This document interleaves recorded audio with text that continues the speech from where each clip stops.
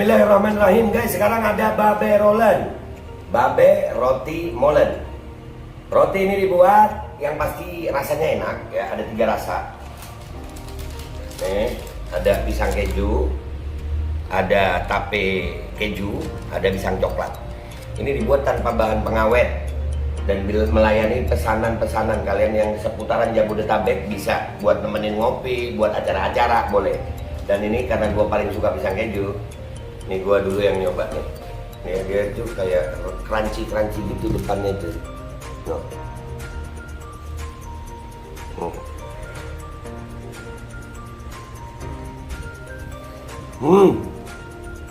Tahu kerannya di depan nih, terus di dalamnya empuk. Ya Allah. Udah nggak usah lama-lama, lu kalau kepingin langsung pesen aja, itu ada nomor WA-nya, nanti gua kalau cantumin, ada juga IG-nya, langsung pesen, murah segini, cuman nanti dia tanya itu 35.000 kalau nggak salah, ya.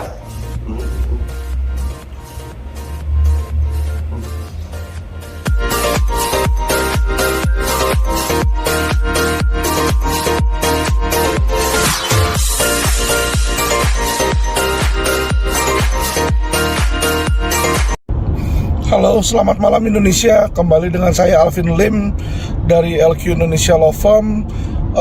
Hari ini saya ingin membicarakan tentang oknum kejaksaan, teman-teman. Jadi kalau sebelumnya kita punya judul Polda Sarang Mafia, ya kita tahu sendiri sejak saya komandangkan hal tersebut dari sekitar 1-2 tahun yang lalu, sudah banyak terjadi perbaikan di tubuh Polri, teman-teman ya. Tidak dapat kita ingkari bahwa akhirnya masyarakat mengetahui bahwa banyak oknum-oknum di Polri, teman-teman. Dan hal ini memicu hal yang baik. Kenapa? Sehingga Polri jadi tahu, Kapolri jadi tahu, dan Kapolri jadi membenahi institusinya, teman-teman. Nah, kali ini ya Quotient TV akan menampilkan dan memberikan bukti-bukti nyata dan bukti-bukti real, yaitu kejaksaan sarang mafia ya. Jadi jangan dilihat kejaksaan dari gedungnya yang indah, gedung yang cantik, teman-teman ya. Isinya tuh sampah, isinya tuh kotoran. Pimpinan-pimpinannya banyak yang jorok-jorok dan pimpinannya banyak yang koruptif, teman-teman ya. Stay with me, saya akan jelaskan satu persatu, teman-teman. Video ini adalah serial pertama dari banyak video yang akan menyusul, teman-teman ya. Jadi Quotient TV sudah memutuskan untuk membongkar seluruh bukti-bukti yang kami punya ya, untuk memberitahukan kepada masyarakat bahwa oknum Adiaksa ya, bahwa institusi Adiaksa itu banyak oknumnya, teman-teman, dan mengerikan. Nggak kalah ngeri sama Fedy Sambo, teman-teman. Nggak kalah ngeri, tidak kalah mengerikan ya. Nah, kali ini saya mau buka dulu tentang oknum Jakarta Selatan. Teman-teman tahu bahwa saya ada kasus yang katanya kasus di Jakarta Selatan, teman-teman ya. Selama ini saya nggak pernah mendiskreditkan kejaksaan. Kenapa? Karena saya pikir tadinya bahwa kejaksaan itu lebih baik dari kepolisian, teman-teman. Tapi teman-teman, ternyata tidak, teman-teman. Ternyata tidak. Ternyata yang terlihat dari luar kelihatannya baik itu hanyalah pencitraan, teman-teman. Dalamnya busuk dan sampah, teman-teman ya. Oke, itu opini dari saya pribadi, teman-teman boleh setuju, boleh tidak ya. Dalam video ini akan saya berikan satu bukti ya, yang dan akan saya bahas satu kasus, yaitu kasus di oknum Kejaksaan Jakarta Selatan. Dan teman-teman tahu siapa oknum tersebut yang mau saya bongkar? Pertama adalah jaksa yang menyidangkan saya, teman-teman, yaitu Jaksa Sru Astuti. Jadi ini jaksa dulunya adalah jaksa Jamdatun, teman-teman ya. Jadi dia dikasih tugas kasus atensi, yaitu untuk mempidanakan Alvin Lim, teman-teman ya. Saya ketemu dengan beliau beberapa kali, saya udah jelaskan beberapa kali. Saya bilang sama dia, ini gimana Bu, masa dibilang pemalsuan? Kalau pemalsuan nggak mungkin dong Bu, pemalsuan. Karena pemalsuan itu harus ada ya surat aslinya dan surat palsunya. Sedangkan ini mana surat aslinya, ini mana yang dipalsukan? Itu tidak ada sebagai pembanding ya. Kalau cuma dia bilang fotokopi KTP dengan alamat saya, bisa aja orang buat foto, misalnya namanya foto Bapak Presiden terhormat Jokowi, ditaruh Nah, pakai alamat Alvin Lim, nah dibilang nanti ya Alvin Lim alamatnya dipakai oleh Presiden Jokowi, memalsukan. Kan lucu kalau kayak begitu ya. Hanya berdasarkan audit dari Photoshop teman-teman ya. Jadi tidak ada sama sekali KTP-nya yang dipergunakan itu, tidak ada teman-teman ya. Jadi ini kasus ini adalah kriminalisasi. Nah, saya mau membuktikan betapa busuknya oknum Sru Astuti tersebut teman-teman ya. Jadi teman-teman, di dalam kasus saya ini ya, saya ketika ditangkap oleh Polda Metro, saya datang ke Polda Metro menggunakan sebuah mobil Biante ya. Mobil tersebut atas nama Pio Ruci, istri saya ya. Jadi atas nama Pio Ruci, leasing. Jadi Pio ini kredit teman-teman. Pio kredit, beli dengan kredit leasing dari bank teman-teman untuk beli mobil Biante. Nah, saat itu karena ganjil genap, saya pakai mobil Biante, saya nggak pakai mobil saya teman-teman, karena nomornya berhalangan. Nah, dianggap mobil itu karena saya pergunakan, dianggap sebagai alat bukti. Semestinya nggak bisa teman-teman ya ditahan mobil tersebut, karena kenapa? Mobil itu bukan alat kejahatan yang nggak tersangkut paut ya. Tetapi inilah teman-teman, oknum kepolisian, oknum kejaksaan biasanya apapun yang mereka bisa sita, mau ada duit, ada kendaraan ya, mereka akan sita teman-teman ya. Nah, apa yang terjadi? Jadi ketika dalam persidangan ini yang lama bertahun-tahun teman-teman, nah si leasing tersebut, dia mengerahkan seseorang yang bernama Hadi. Nah, Hadi ini melakukan pendekatan teman-teman ke kejaksaan, dan dia bicara dengan Sru teman-teman ya. Dia bicara dengan Sru, dan Sru ini adalah jaksanya teman-teman, jaksa penuntut. Nah, Sru ini meminta puluhan juta rupiah dari Hadi untuk supaya mobil itu bisa dipinjam pakai teman-teman. Jadi jaksa ini mengajukan ke pengadilan untuk pinjam pakai. Nah, Sru minta puluhan juta. Nah, si Hadi ini ya kan bilang ke Pio, udah kamu bisa tebus lagi tuh mobil, nanti udah dipinjam pakai bisa dipakai. Dan dan si Hadi bilang kita harus membayar sebuah biaya ya. Saya tidak tahu waktu itu bahwa biaya tersebut adalah untuk nyogok dari Sru ya, untuk menyogok si Sru nih, karena si Pak Hadi itu hanya bilang bahwa itu hanyalah untuk biaya untuk mengurus pinjam pakai di situ ya. Nah, alhasil ternyata itu biaya untuk sogok, dan si jaksa Sru ini mengajukan, sempat ditolak teman-teman oleh hakim pengadilan negeri ya yang waktu itu Asyadi teman-teman, sehingga setelah itu hakim tersebut diganti teman-teman ya. Namun uang tersebut hilang, uangnya si Hadi itu pengakuannya adalah hilang, sehingga Hadi nggak mau mengganti uang dari Pio Ruci. Inti perkara di sini adalah saya akan menyetel rekaman, di mana rekaman ini adalah antara Hadi, seorang pihak leasing, dengan pembicara dengan saya, di mana Hadi itu menyatakan bahwa dia dimintain uang puluhan juta rupiah di situ teman-teman untuk oleh Sru teman-teman, dan si Sru ini untuk pinjam pakai. Oke, kita dengarkan teman-teman ya rekamannya, biar supaya ini tidak menjadi supaya tidak dianggap sebagai fitnah teman-teman. Ini rekamannya teman-teman.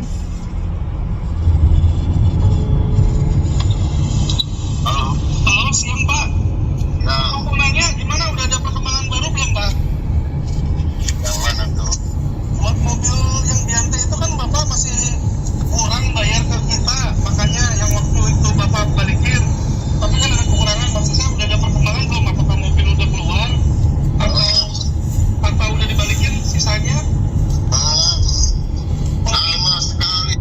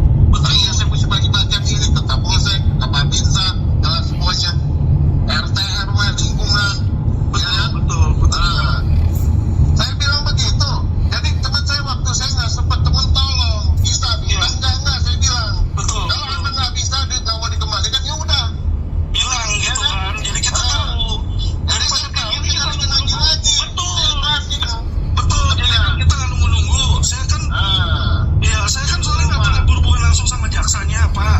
Kan Bapak yang kesana, jadi kan saya nggak tahu, makanya saya hubungin Bapak. Soalnya kan lama banget ini, saya kan bingung. Apa mobil udah Aku juga nanya-nanya terus ke saya. Ya saya juga nanya lah Pak. Mau kerjain, cuman saya udah capek kalau gitu doa sama kambing didatang kok datang hasilan lo, ngapain? Ya, Betul. biarin aja dulu saya pikir. Kalau enggak Pak, nanti Bapak kasih saya alamat hakimnya siapa namanya. Ya. Cuma saya temuin ke hakimnya dulu dah. Betul. Ya, kalau besok masuk busuk udah biarin saya ikhlasin aja dah. Dia makan tuh duit. Nah, hakimnya dari hakim bisa nggak ada masalah. Kan ada duit CPO yang minta dibalikin itu, makanya kita nanya ke Bapak ke dia.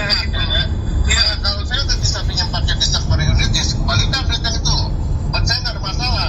Iya, saya tahu Bapak Kerja di kerja mail udah saya. Iya, oke. Yang mau bayar kayak dia mau nggak kayak asal dia tanggung nanti di akhirat kayak gitu aja nanti. Ya, kalau dia nanti kan berarti dia Diri saya orang bersih. siap. Orang kotor. Siap, Ya kan? siap. Tapi saya punya peraturan. Bukan haknya saya nggak mau makan. Siap. Nanti kalau haknya saya punya diganggu, ya kita taruh aja dah. Situ mau pakai pisau, pakai golok, Setuju, pakai apa? setuju. Itu aja sama saya. Ya kan? Saya paling komplit orangnya, kalau hak bukan saya punya, saya kembalikan. Itu aja. Betul. Ya, kayak contohnya Bapak, saya kembalikan. Ya kan? Kalau saya nggak mau kembalikan, Bapak mau lapor polisi, kan saya nggak takut sebetulnya. Iya, Saya mau. kalau saya kan etikat baik Pak, nelfon Bapak, saya kan nggak tahu Pak. Kita saling menghargai. Kan saya menanyakan, saya nggak maksa Bapak, besok harus balikin kan enggak. Ya, Cuma maksud saya kan, makanya saya dibilang. apa sudah Saya ada balik menanya mobil? Kalau mobil udah ada, Bapak ke saya kan, nih, Alvin, gue minta sekian, lu setuju nggak? Setuju ambil, nggak setuju ya udah. Maksudnya kan saya mau kepastian apakah itu gimana, gitu aja Pak. Oh, Makanya saya nanya Bapak juga kan baik-baik, ini nggak marah-marah. Nggak ada masalah Pak. Cuma kan saya bingung Pak, Kalau mau bos bro. saya bingung udah berbulan-bulan soalnya, makanya saya nanya Bapak. Kalau baru sehari, 2 hari, seminggu, 2 minggu mas, kan saya udah sebulanan lebih nih Pak, nggak nelfon Ya Bapak. benar emang. Ya urusannya emang udah benar. Cuman saya juga capek sama dia. Makanya saya bilang Bapak nanti kirimin WA saya. Siap, saya kasih. Nanti saya meluncur ke sana. Nanti perkembangannya saya kabarin lagi. Siap Pak. Ya, oke. Ya, makasih. Oke, teman-teman, tadi sudah dengar sendiri ya perkataan dari Hadi ya, di mana Hadi menyatakan sudah memberikan sejumlah uang dan untuk diberikan ke Sru. Dia sebut 2 kali. 2 kali teman-teman dia sebut nama Sru ya. Saya jelaskan, Sru yang dimaksud adalah Sru Astuti teman-teman. Jadi Sru Astuti itu menjanjikan kepada Hadi bisa dilakukan pinjam pakai. Ya namanya mobil tersebut karena belum lunas teman-teman. Mobil itu kan kredit ya, dibeli oleh Fiorucci, belum lunas, nyicil ya. Nah karena disita sama polisi, tentu saja pemiliknya masih milik leasing. Tentu saja leasing mengirimkan orang dong untuk menanyakan perihalnya, mobil ini tersangkut nggak sama pidana, dan katanya oh nggak tersangkut, bisa dikeluarin dengan cara pinjem pakai dari kejaksaan. Jadi Sru menawarkan modus teman-teman, modus pinjam pakai ya. Jadi lu kasih duit, kata si Sru, sekian puluh juta teman-teman ya. Jadi dia peras lah, si Sru peras lah ini Hadi ya. Yang mana Hadi ini adalah orang leasing teman-teman ya. Mungkin teman-teman tahu lah orang leasing bagian collection ya teman-teman ya. Ya makanya cara ngomongnya tadi si Hadi ini agak sedikit kayak jagoan lah kalau teman-teman lihat, karena memang beliau jagoan di Mangga Besar teman-teman ya. Jadi kalau ada mobil-mobil macet, mata elang itu di bawahnya dia, di bawahnya beliau teman-teman ya. Jadi makanya dia bilang kalau setoran saya gini. Jadi dia memang udah biasa, dia juga bilang kan setoran ke Kapolsek lah, ke Babinsa lah, ono ini. Nah dan jadi dia udah tahu bahwa ini adalah hal biasa diperes nih oleh oknum kejaksaan. Untuk apa? Untuk supaya mobil itu bisa keluar teman-teman ya. Karena dia dapat tugas oleh leasing untuk mengamankan dong mobilnya. Karena kalau mobilnya disita sama polisi, apalagi nanti diambil sama negara, kan repot. Padahal kan itu mobil adalah milik leasing, teman-teman ya. Jadi ceritanya ini tentu si Hadi ini dapat kuasa dari leasing untuk mengamankan mobil tersebut. Ketika dia datang ke kejaksaan ketemu Sru mintalah sejumlah uang, teman-teman ya, puluhan juta, teman-teman, di situ. Nah, si Hadi ini datang ke kami, bilang, Pak Alvin, mau nggak tebus mobilnya gitu loh. Tebus, saya bayar ke leasing. Oke, biaya apa nih? Biaya penarikan, kata dia. Jadi saya pikir oke, biaya penarikan, narik ke dia nih ya kan, di situ. Nah, ketika saya tagih, mana mobilnya? Kan saya udah bayar. Jadi saya bayar ke si Hadi ini ya, berapa, kalau nggak salah waktu itu 80 juta atau berapa ya, untuk biaya penarikan sama yang nunggak-nunggak, teman-teman ya. Jadi kan sempat mandek tuh di situ, sempat mandek karena saya awal-awal di penjara kan nggak bisa dibesuk, teman-teman ya. Nah, disitulah saya bayar. Nah, saya tanyain dong mobilnya sama Hadi, Hadi mana mobilnya? Terus Hadi bilang, waduh, nggak bisa keluar tuh. Ternyata si Sru itu kasih janji gombal, teman-teman ya. Jadi dia bilang bisa ngeluarin, nggak bisa ngeluarin. Nah, uang sejumlah puluhan juta tersebut ya, teman-teman, itu hilang katanya, nggak dibalikin sama Sru. Ternyata katanya uangnya itu bukan hanya uang dari saya, tapi juga uang si Hadi sendiri, ada nombok katanya di situ ya. Nah, si Hadi bilang, kalau tadi kita dengar dari pembicaraan rekaman tersebut, bahwa dia juga dipersulit, teman-teman ya. Jadi dia ini dipersulit untuk datang lagi ke kejaksaan. Kalau awalnya gampang, berikutnya dipersulit ya. Kenapa dipersulit? Ya jelas lah, jaksanya nggak mau nemuin lah. Dia tahu tujuannya si Hadi datang ke kejaksaan nyari dia kan buat nagih duitnya, teman-teman ya. Ya inilah, teman-teman ya, pelajaran di mana oknum jaksa ini dia nggak pandang bulu, teman-teman ya. Mau itu terdakwa kayak pihak berperkara kayak pihak leasing kayak pihak bank kayak, siapa yang bisa diperes akan diperes, teman-teman, oleh oknum-oknum kejaksaan, teman-teman. Jadi kalau teman-teman pikir oknum kejaksaan itu bersih, oknum kejaksaan itu sangat indah ya, jaksa di situ, tidak, teman-teman ya. Jangan percaya dengan pencitraan yang dilakukan oleh Jaksa Agung, restoratif justice, pret, kagak ada itu, teman-teman ya. Itu hanya pencitraan, teman-teman ya. Kasus-kasus kelas berat, kasus-kasus bisa diduitin sampai detik ini, sampai saat ini, yang mereka bisa diduitin, teman-teman ya. Ini video saya yang pertama, teman-teman. Nanti akan menyusul video-video berikutnya. Saya bongkar bukan hanya Jakarta Selatan, teman-teman ya. Next saya akan bongkar Jakarta Barat dan Kejaksaan Agung, teman-teman ya. Kami ada rekaman-rekaman masih banyak, jadi teman-teman gak usah khawatir ya, nggak usah khawatir di situ. Jadi saya akan bisa buktikan tesis saya, opini saya, bahwa kejaksaan adalah sarang mafia, teman-teman ya. Dari jaksanya, teman-teman, sampai jenderal berbintang itu semua brengsek ya. Sampai jenderal berbintang itu semuanya koruptif ya. Dari bawahan sampai jenderal berbintangnya itu semua adalah sampah, banyak oknum, teman-teman ya. Dimana oknum itu memeras, mengkriminalisasi, dan koruptif, teman-teman ya. Mereka memperkaya diri mereka sendiri, teman-teman, memperkaya diri mereka sendiri ya. Nanti saya akan buktikan, teman-teman ya. Camkan kata-kata saya. Ini hari ini yang saya bongkar adalah jaksa yang menyidangkan saya nih, teman-teman ya. Jadi jangan dipikir jaksa yang menyidangkan itu suci, teman-teman. Kagak, teman-teman. Duitnya itu hasil meras. Dia belum lama beli mobil baru Honda ya. Honda yang dibeli dari ketika nanganin kasus, teman-teman. Itu hasil uang haram, teman-teman. Ya ini tadi uang hasil memeras orang, teman-teman ya. Jadi saya kasih tahu ke teman-teman di situ ya, bagaimana kita tuh jangan mudah terpercaya, apalagi dengan buayan atau pencitraan dari kejaksaan, teman-teman. Wah, nangkap penjahat di situ kan. Ya, itu yang kamu tahu. Ya, misalnya dia nangkap penjahat, ada barang, ada uang sitaan, uang sitaannya 100 miliar, diambil 70 miliar ya, untuk bagi-bagi mereka 30 miliar yang anggap disita buat negara. Kan bisa aja teman-teman ya. Nanti Alvin akan buktikan teman-teman, saya akan buktikan ya permainan-permainan koruptifnya oknum-oknum ya. Jadi kalau di kepolisian ada Ferdy Sambo teman-teman, saya akan tunjukkan ke teman-teman nih Ferdy Sambonya versi kejaksaan nanti teman-teman ya. Itu sampai jenderal berbintang teman-teman, sampai jenderal berbintang sama ya. Minimal tuh bintang 2 saya ada boroknya teman-teman, saya ada boroknya, saya ada buktinya teman-teman.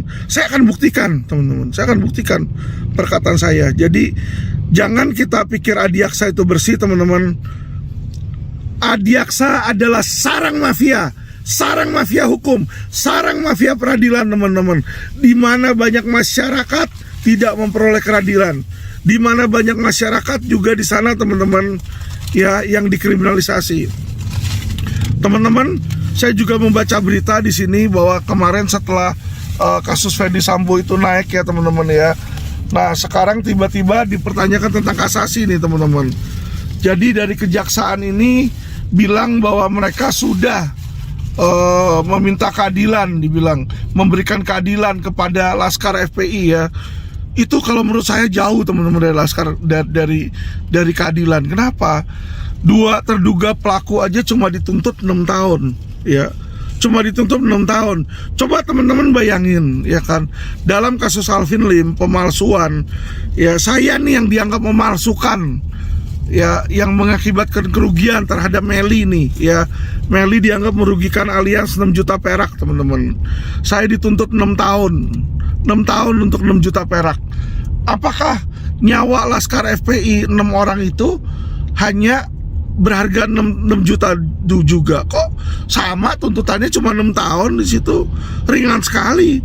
Padahal ancamannya teman-teman adalah ancaman pasal 340, pembunuhan berencana adalah seumur hidup bahkan hukuman mati. Seharusnya seumur hidup atau hukuman mati. Ini cuma 6 tahun teman-teman. Jadi coba nanti lihat ya teman-teman ya. Kemungkinan besar tuntutan Ferdy Sambo nggak akan jauh dari sini. Jadi bagi teman-teman, bagi keluarga Brigadir J, masyarakat yang mengharapkan keadilan dari Brigadir J, jika nanti berharap bahwa kejaksaan akan memberikan kalian keadilan, aduh jangan mimpi lah. Kejaksaan itu nggak akan memberikan keadilan teman-teman. Ya, cuma lambangnya aja pedang. Tapi pedang mereka buat apa? Buat malak teman-teman. Buat malak, buat mengkriminalisasi, buat cari keuntungan sendiri ya, buat meres orang kayak tadi, kayak Pak Hadi itu diperes. Lo mau mobilnya pinjam pakai, woi duit bos, duit, kasih saya duit di situ ya.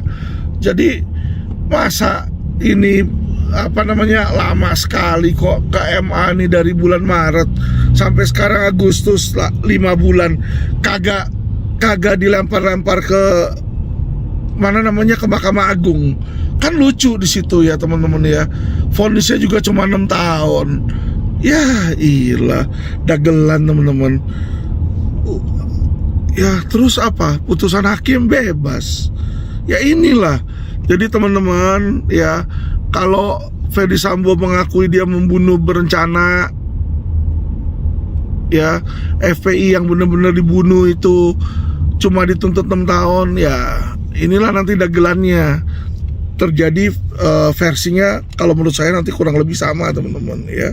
Karena kenapa teman-teman, kejaksaan itu open for money, open ya. Jadi saya kasih tahu teman-teman, modus-modus kejaksaan itu satu adalah dia bisa jual beli tuntutan teman-teman, jual beli tuntutan ya. Kayak saya nggak mau nyogok, tuntut maksimal 6 tahun. Tapi kalau saya mau sogok, mau bayar, oh ya udahlah tuntut 2 tahun aja di situ. Itu bisa teman-teman, bisa ya. Jadi itu yang pertama, modus mereka jual beli tuntutan. Kedua adalah barang sitaan teman-teman. Jadi barang sitaan mau dibalikin nih, duit dulu sini, nanti bisa pinjam pakai. Ketiga, penahanan, ya kan? Anda ditahan, ayo mau ditangguhkan penahanannya, bayar, cien sini, saya tangguhkan di situ. Nah inilah jadi bancakan teman-teman ya. Inilah yang menjadi alat dagangnya si kejaksaan, teman-teman. Sehingga nanti orang yang benar sekalipun, kalau misalnya lawannya bayar, akan dijeblosin, teman-teman. Ini yang terjadi sama saya ini seperti ini. Karena lawan bayar ke kejaksaan, ya, makanya kita nggak heran, teman-teman. Kasus 6 juta perak, negara tuh udah habis ratusan juta loh. Saya disidangkan itu udah puluhan kali. Sekali sidang aja biayanya berapa itu, teman-teman, ya. Jadi kalau dibilang kerugian 6 juta, biaya negara menyidangkan kasus saya ini udah ratusan juta, teman-teman. Ya, tekor istilahnya. Cuma nggak peduli, karena kenapa? Menguntungkan bagi oknum-oknum tertentu, teman-teman. Nah, ini yang harus kita benahi, ya. Saya minta teman-teman untuk bersatu, ya, melawan kejaksaan. Ya, kenapa? Karena kejaksaan ini banyak oknum, teman-teman, yang harus dibenahi. Dan menurut saya, ya kan, dari bawah sampai Jaksa Agung itu terlibat. Kenapa? Di dalam pemerintahan Jaksa Agung Burhanuddin, itu gedung Bundar bisa kebakar. Emangnya bisa kebakar sendiri? Karena tukang? Nggak mungkin, teman-teman, karena tukang. Aduh, gila. Kalau anak kecil lo bohongin bisa. Ya, sama kayak Brigadir J. Wah, melecehkan di situ. Ya, dia bunuh, dia menembak, habis itu ditembak balik. Tembakannya nggak ada yang kena di situ. Ya, itu hanya anak kecil. Ya, kalau saya boleh pinjam istilahnya Ibu Irma Huta Barat, hanya kera yang percaya, teman-teman. Hanya kera yang percaya dagelannya siapa? Jaksa Agung sama Jampidum. Jampidum sekarang selalu restoratif justice. Lalu restoratif justice 6 juta perak aja lu naikin kayak apa? Kriminal kelas kakap, ya kan, turunin 11 jaksa. Yang dimana 11-11-nya oknum-oknum dia turunin kayak begitu. Ya kan, teman-teman, ya. Jadi teman-teman, ya, kalau di kasus-kasus yang ada duitnya kayak Indosuria, itu susah, teman-teman. P21-nya tuh susah. Tapi kalau kriminalisasi, dia dibayar orang untuk mengkriminalisasi, cepat itu naik, ya. Jadi kayak kasus Alvin Lim itu cepat naik, teman-teman. Hari ini baru periksa saksi, hari ini juga langsung ada keluar tuntutan. Itu hebat, teman-teman. Itu oknum kejaksaan itu hebat. Ya, saya bilang, teman-teman, di mana-mana tuntutan itu harusnya direncanakan dulu, dimusyawarahkan dulu. Ada yang namanya rentut. Namanya rentut itu apa? Rencana penuntutan. Ya, jadi orang dikasih kesempatan dulu untuk mengajukan saksi. Nanti keterangan saksi itu dimasukkan, teman-teman, di dalam apa? Di dalam tuntutannya dia dimasukin. Ini kagak, teman-teman. Dia nggak mau peduli adanya saksi meringankan, pokoknya tuntut langsung di situ. Nah, inilah makanya saya bilang kriminalisasi ini seperti ini, teman-teman, ya. Jadi teman-teman, masyarakat sekalian, saya minta teman-teman waspada. Hari ini saya berikan bukti bobroknya Kejaksaan Negeri Jakarta Selatan, ya. Nanti berikutnya akan saya bongkar ke teman-teman tentang bobroknya Kejaksaan Negeri Jakarta Barat dan Kejaksaan Agung, teman-teman, ya. Jadi jangan dipikir hanya kelas polsek, ya. Kalau Kejaksaan Negeri itu kelasnya polsek, enggak, teman-teman, sampai kelasnya mabes, yaitu di Kejaksaan Agung pun itu jenderal-jenderal berbintangnya, teman-teman, itu sundu, sangat sendu, teman-teman, senang duit, ya.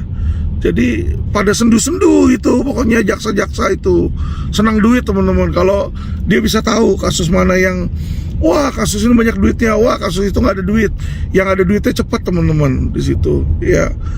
Jadi nanti saya akan bongkar ke teman-teman, biar teman-teman cerdas hukum, biar teman-teman tahu, ya, bagaimana oknum-oknum itu beraksi, bagaimana oknum-oknum jaksa itu memeras, bagaimana oknum-oknum jaksa itu mengkriminalisasi orang, teman-teman, ya. Jadi kalau sebelumnya kita sudah berhasil membongkar di kepolisian hingga mabes, berikutnya kita harus bongkar di kejaksaan, teman-teman. Kejaksaan juga perlu reformasi, teman-teman. Karena apa? Kejaksaan itu sudah gagal, teman-teman. Di bawah kepemimpinan Burhanuddin itu udah gagal. Gagal, teman-teman. Saya bilang gagal. Kasus Joko Chandra kayak begitu bisa dibakar Kejagung, ya. Ya kan, dugaan orang-orang apa? Menghilangkan barang bukti, teman-teman, ya. Nah, disinilah nanti di mana Ferdy Sambo ini punya jasa. terhadap Kejaksaan Agung, sehingga nanti jasa itu akan diminta balik. Karena kenapa teman-teman? Ya, Ferdy Sambo itu punya boroknya Kejaksaan Agung. Ferdy Sambo itu punya boroknya Kejaksaan Agung tuh dipegang oleh Ferdy Sambo, teman-teman ya.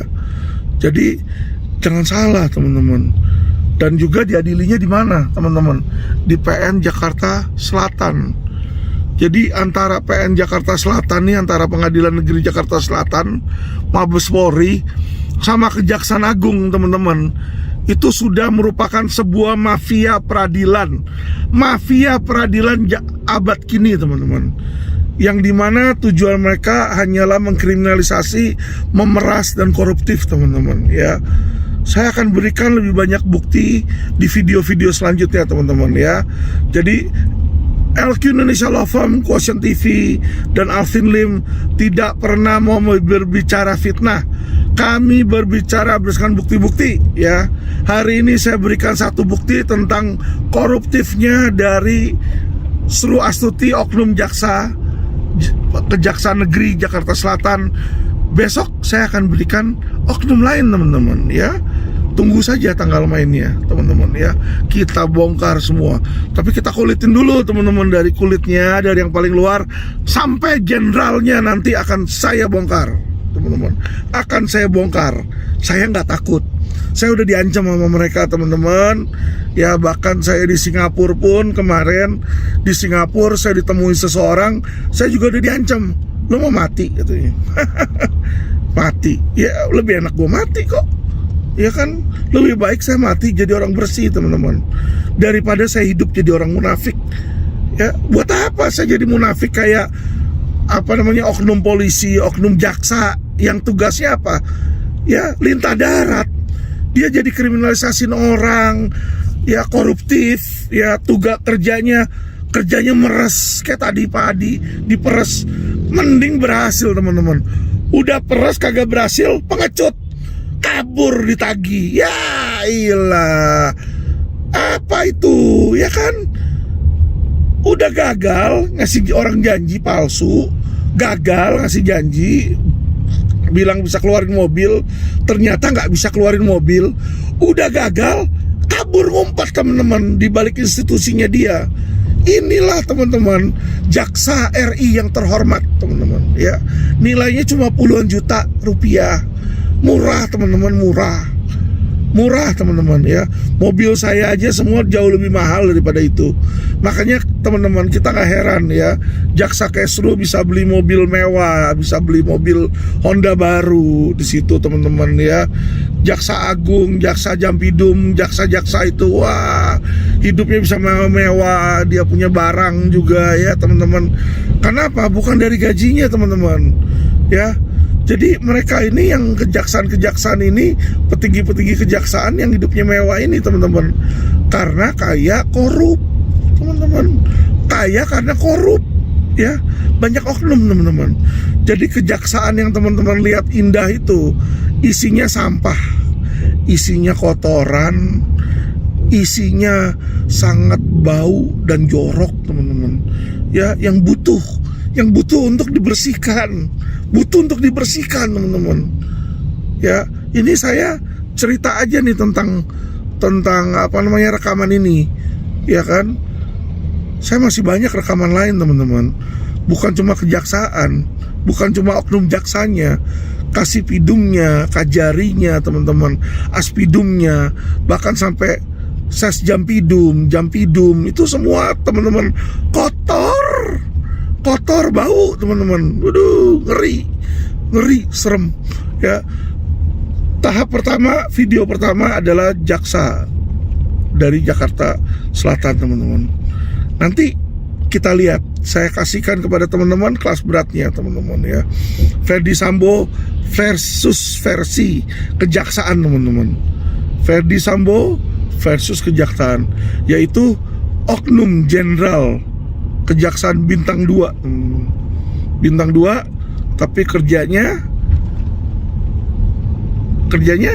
ngambilin duit teman-teman dari kasus ya. Oke teman-teman, jadi be smart, cerdas, ya. Jangan mau dibohongi, jangan mau dibohongin sama apa? Sama aparat penegak hukum. Ya, apalagi yang sering banyak pencitraan teman-teman ya. Kayak Jaksa Agung itu pencitraan restoratif justice. Saya kasih tahu teman-teman ya, Kejaksaan Agung itu ada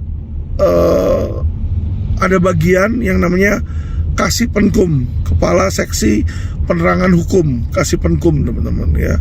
Jadi Kasipenkum ini tugasnya pencitraan teman-teman. Satu hari itu dia bisa naikin 9 sampai 10 berita sedang melakukan kegiatan. Wah, jadi yang ditujukan kepada masyarakat media itu adalah apa? Agar menaikkan teman-teman berita-berita bagus ini. Dan mereka ini ngasih duit teman-teman ke media-media. Kenapa saya bisa tahu? Ya kan? Karena teman-teman saya yang wartawan cerita, Pak, saya dikasih duit sama kejaksaan. Jadi kejaksaan sering ngamplopin mereka teman-teman. Sehingga apa? Berita-berita yang naik bagus tentang kejaksaan itu berita pesanan, iklan teman-teman. Jadi jangan percaya, itu yang kelihatan di luarnya. Mau tahu berita sesungguhnya tentang kejaksaan? Tune in di channel Quotient TV ya. Hanya kami yang berani bicara, hanya kami yang berani berikan bukti teman-teman ya. Saya sudah diancam hukuman, saya sudah diancam teman-teman. Kemarin terakhir saya baru ke Singapura teman-teman, saya sudah mendapatkan ancaman lagi teman-teman ya kan. Wah, lu banyak bicara nanti lu dibunuh, lu gini bla bla bla bla bla. Musuh lu begini, saya bisa suruh aparat begini. Capek kalau kayak begitu ya. Silakan bagi yang mau mengancam ya kan, silakan antri aja di belakang, antri ya. Yang mau laporin polisi silakan antri ya, mau laporin ITE silakan antri ya. Tapi Alvin tidak akan kendor untuk memberitakan kebenaran. Alvin tidak akan kendor untuk mengedukasi masyarakat tentang apa yang sebenarnya terjadi di penegakan hukum. Dan inilah yang membuat negara Indonesia, yang membuat oknum aparat penegak hukum takut teman-teman. Membuat mereka takut teman-teman. Karena kenapa? Kalau orang lain bicara, cuma bicara doang. Kalau saya bicara ada buktinya. Kenapa saya bisa ada bukti? Karena saya praktisi teman-teman. Karena saya praktisi. Ketika saya ketemu sama oknum-oknum itu, mereka minta duit apa segala macam, saya rekam teman-teman. Saya rekam. Saya masih banyak koleksi bank rekor rekaman-rekaman teman-teman ya. Akan saya bongkar satu persatu teman-teman ya. Jadi supaya teman-teman masyarakat Indonesia ya yang menonton bisa tahu bahwa video ini bukan fitnah. Bahwa video-video yang ditayangkan oleh Quotient TV ini ya teman-teman bukan fitnah. Dan kalau ditanya kenapa sih Alvin kok dinaikin ke media kayak begini kan, kenapa nggak lapor teman-teman ya kejaksaan? Saya sudah lapor, saya sudah berikan bukti rekaman kemana, ke Jamwas teman-teman ya. Tapi teman-teman, orang bangsat ya belain sama sesama bangsat. Percuma teman-teman, jeruk nggak mungkin makan jeruk, ngerti kan? Jadi bagaimana saya mau laporin oknum brengsek ke Jamwas yang juga brengsek teman-teman? Ya, lah orang ses Jamwasnya juga Jamwasnya pada brengsek kok. Ya sama kayak Kadifropam lah. Kita laporin ke Kadifropam, ternyata Kadifropamnya kan ternyata gembongnya. Emangnya kejaksaan beda teman-teman? Tidak. Kejaksaan gak beda ya. Jaksa-jaksa yang ketika dilaporin itu bisa 86 juga teman-teman. Jarang yang di PTDH itu jarang yang dipecat tidak dengan hormat teman-teman. Nanti saya buktikan teman-teman ya. Jadi saya sudah banyak laporan teman-teman. Saya sudah banyak melaporkan ke Jamwas teman-teman ya. Tidak ditindaklanjuti kok. Termasuk laporan Sisru ini gak ditindaklanjutin. Sehingga teman-teman, isi kejaksaan itu sekarang ini adalah oknum-oknum brengsek teman-teman. Bau kayak kotoran ya, kayak kotoran bau. Dan yang mereka lakukan sama kayak yang dilakukan polisi, tour of duty. Jadi kalau misalnya ada yang ketahuan, ya udah dimutasi aja, dipindah ya. Dimana tour of duty itu sama aja kayak, sorry ya teman-teman, misalnya teman-teman punya rumah ya kan, di ruang tamu tuh ada tai anjing teman-teman. Ada anjing masuk ke rumah teman-teman terus berak di ruang tamu, ya kan. Terus ketika tamu datang lihat kan, kayak kita ini kan tamu teman-teman masyarakat kan. Kita datang ke kepolisian, kita datang ke kejaksaan, bertamu. Ketika datang ke kejaksaan apa yang dilakukan? Kita lihat ada oknum nih, ada tai anjing nih, ya kan, berak di situ. Kenapa? Kita diperes teman-teman, dimintain duit berapa puluh juta, berapa ratus juta di situ ya teman-teman ya. Nah, setelah kita dimintain duit seperti itu, apa yang terjadi? Kita teriak ke Jamwas, Jamwas, ya kan, yang punya rumah Jaksa Agung, kita teriak, kita bikin laporan aduan, ya kan. Oh, Jaksa Agung atau Jamwas ya, istilahnya nih pemilik rumahnya teman-teman. Pemilik rumahnya lihat, oh iya, ada tai anjing di ruang tamu gua. Udah dia panggil orang, dia panggil pembantu, Ima, sini Ima, tuh Ima, lu sapu di depan ada tai anjing. Oke, ditaruh di mana nih tuan tai anjingnya? Masukin aja ke dapur biar nggak kelihatan sama tamu. Itu yang dilakuin kan, goblok ya.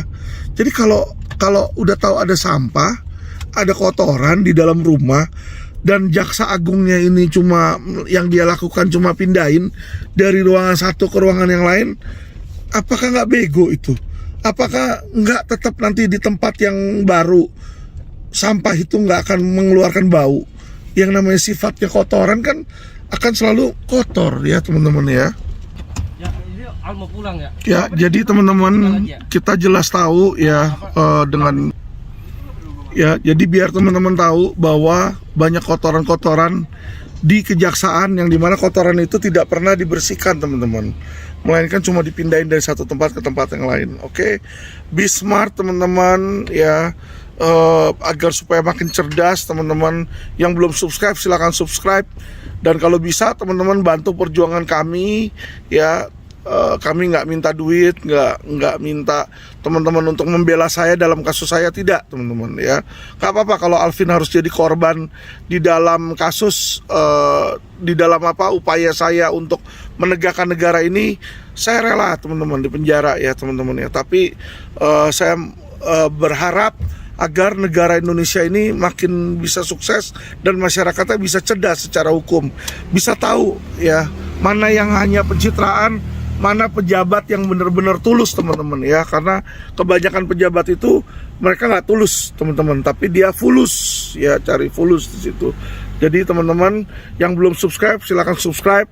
Tolong informasikan ke teman-teman kalian, ke keluarga kalian untuk bantu quotient dan mensubscribe ya, agar subscriber kami bisa bertambah banyak teman-teman, agar makin viral. Karena kekuatan kita hanya bisa kuat dan hanya bisa berhasil teman-teman melawan oknum jika kita viral teman-teman. Ingat, people power is number one teman-teman ya.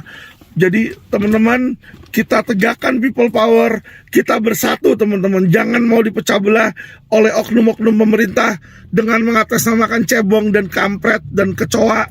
Kita ini bukan binatang teman-teman, kita ini manusia yang punya akal dan budi teman-teman ya. Ingat teman-teman, walaupun kalian muslim, walaupun kalian pribumi, saya Alvin Lim cinta sama kalian ya. Karena kalian itu adalah apa? Saudara saya, keluarga saya ya. Saya lahir di Indonesia, saya akan berikan nyawa saya agar Indonesia bisa maju, Indonesia bisa berkembang teman-teman ya. Oke teman-teman, terima kasih, salam cerdas hukum. Assalamualaikum warahmatullahi wabarakatuh. Ini nggak usah lama-lama buat seluruh rakyat Indonesia. Alhamdulillah, Majelis Penderitaan Rakyat dengan kekuatan yang ada sekarang sudah sampai di sidang PT UN, dan kita masih banyak yang akan kita gugat lagi tentang masalah mandatori vaksin. Jujur aja kami kesulitan untuk dana untuk operasional ya. Dengan segala kerendahan hati kami mengajak semua rakyat Indonesia yang mau, sekali lagi yang mau, gak ada paksaan untuk yang tidak mau. Nih ada meme-nya atau flyernya atau apa namanya, lu catet deh, ayo sama-sama kita berjuang untuk stop mandatori vaksin. Dah, gitu aja, gua tunggu partisipasi kalian semuanya.